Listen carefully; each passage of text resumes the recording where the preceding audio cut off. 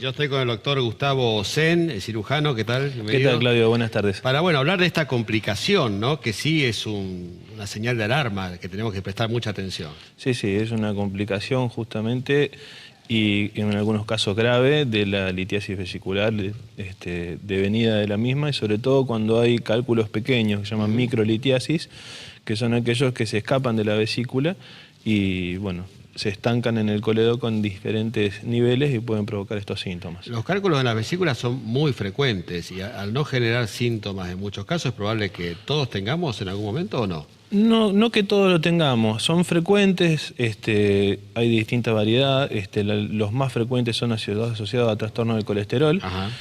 Son cálculos de colesterol, se llaman así, y no hay, o sea, es una enfermedad muy frecuente, muy frecuentemente a la vez sí. No dan síntomas. Claro.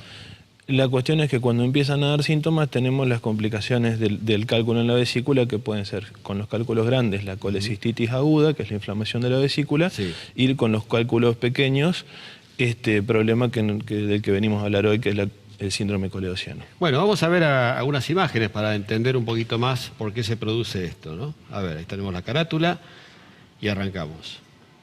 Bueno, el síndrome coledociano, como decíamos, es una complicación aguda de la litiasis vesicular.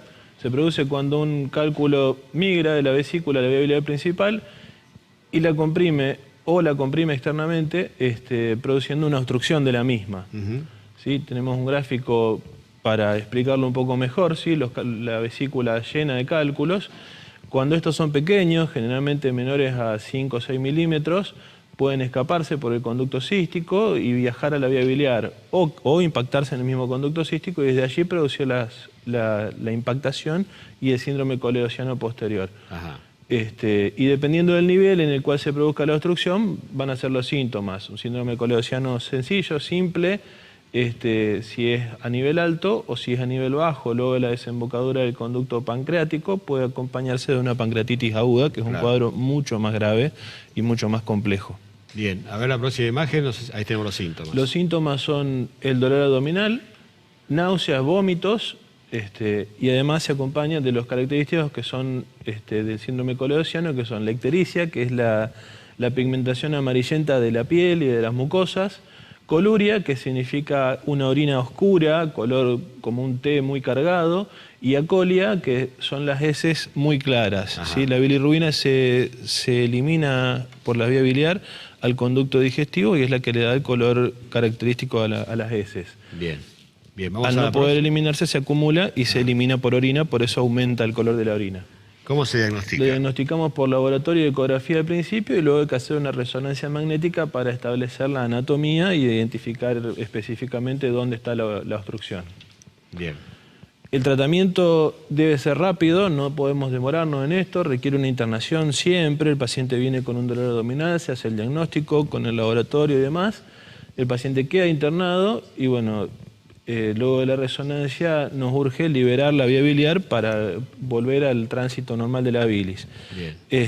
La liberación se hace, o sea, no se trata solamente por un cirujano, sino que es un equipo, tiene que ver también los endoscopistas, algunos son cirujanos, otros son gastroenterólogos, y hacen el procedimiento que se llama colangiopancreatografía retrógrada endoscópica, es el término científico, técnico. Consiste en una endoscopía en la cual se pasa el estómago, se llega hasta el duodeno, que es la primera porción del intestino delgado, ahí es donde desemboca la vía biliar, y ahí se abre la desembocadura, se drena la vía biliar y se resuelve el problema obstructivo.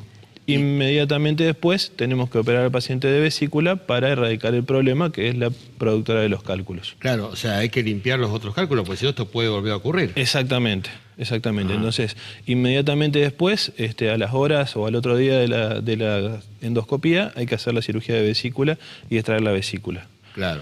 Entonces, como decíamos en la introducción, 65-85% de los pacientes nunca tienen síntomas. Pero cuando tienen síntomas, ojo, porque puede ser los síntomas de colecistitis aguda y ser una colecistitis que también requiere internación a veces, pero puede ser estos cuadros que son mucho más complejos, difíciles de manejar y que pueden poner en riesgo la vida también, ¿no? Claro, porque al obstruirse el conducto de la bilis, obviamente esto genera puede generar un problema grande en el tiempo, ¿no? En el tiempo y a corto plazo, sí. La vía biliar desemboca en el tubo digestivo, Claro, donde hay gérmenes. claro. Entonces, al haber una obstrucción, hay un acúmulo de bilis y eso puede generar que un germen suba por el conducto biliar y produzca una infección muy grave que se llama colangitis, que si no se trata rápidamente y no se drena la vía biliar rápidamente, puede conducir a shock séptico y a una complicación gravísima para la vida.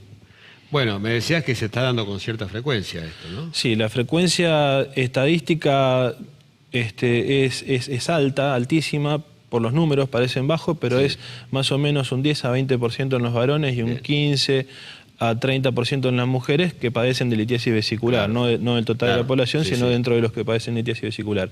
Bien. Son números que parecen pocos, uno dice 10 a 20, 15 a 30, pero en realidad son altísimos, Bueno, son hay muchísimos. que estar alerta. Vamos a contarles a la gente dónde estás trabajando, Gustavo. Bueno, en Rosario hago consultorio en el Hospital Italiano, en la calle San Juan. Ujú.